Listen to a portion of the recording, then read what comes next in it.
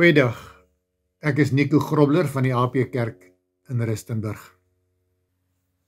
Ons gaan vanmôre stil staan by 'n gedeelte in Jeremia, gedeelte met 'n opskrif, baie goed of baie sleg.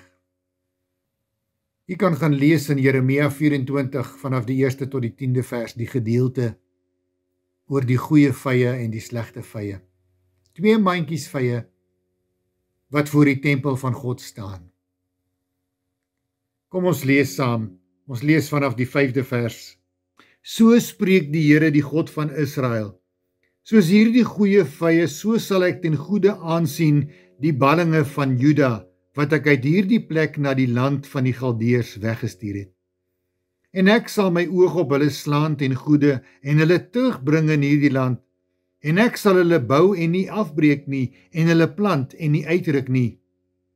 En ek sal hulle hart gee om my te ken, dat ek die Here is, en hulle sal vir my 'n volk wees, en ek sal vir hulle 'n God wees, en hulle sal na my toe terugkeer met hulle hele hart.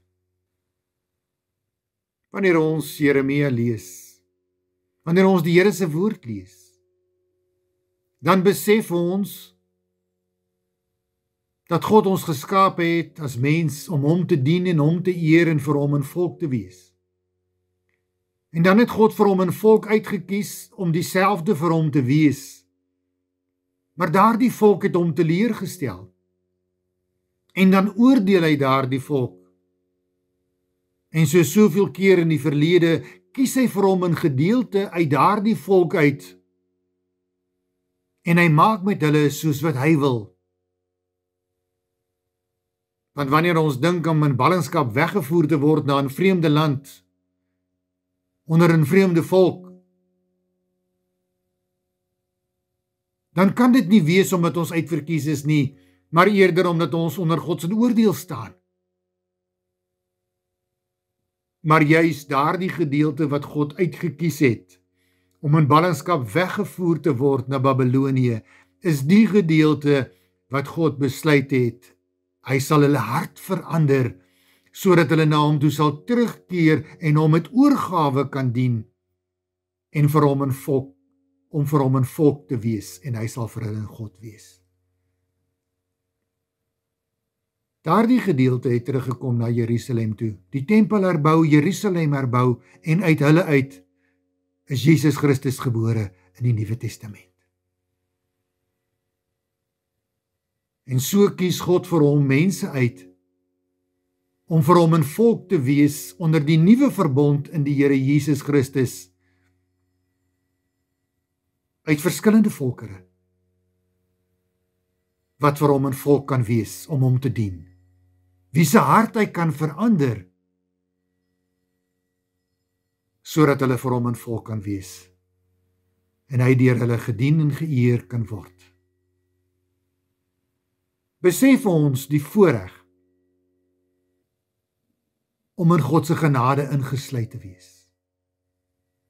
Besef ons wat dit beteken dat jy uitverkies is om die Here Jesus Christus as verlosser en saligmaker te kan raak sien, om hom te kan erken dat hy God is, en om te sien as die bewys van God se liefde vir ons, wat volmaak is. God bestem vir ons wat uitverkies is, om die pad saam met hom te stap, om toe te laat dat hy vir ons op paaie neem, wat ons nooit gedink het ons kan loop nie, sodat ons vir hom 'n volk kan wees. Dink maar aan die apostels.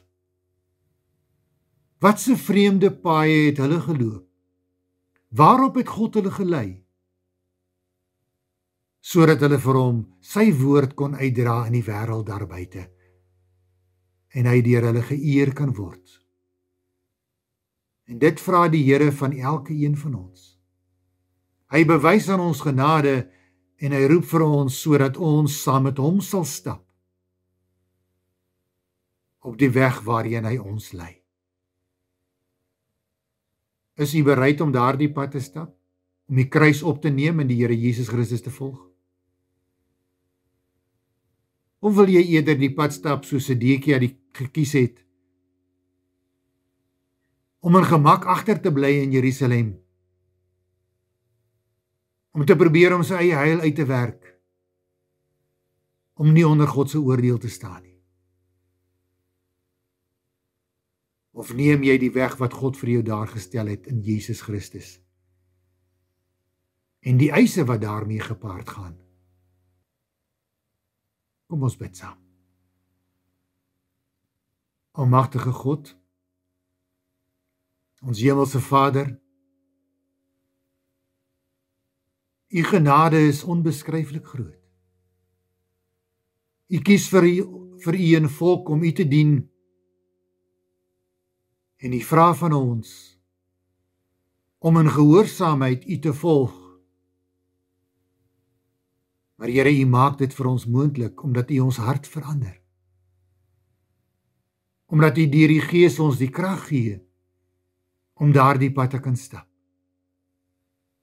En daarom bid ons, Here, dat U elke een van ons styf sal vashou en vir ons die krag sal gee om te kan volhard in die geloof, om aan U al die lof en die eer en die hulde te bring tot in ewigheid. Amen.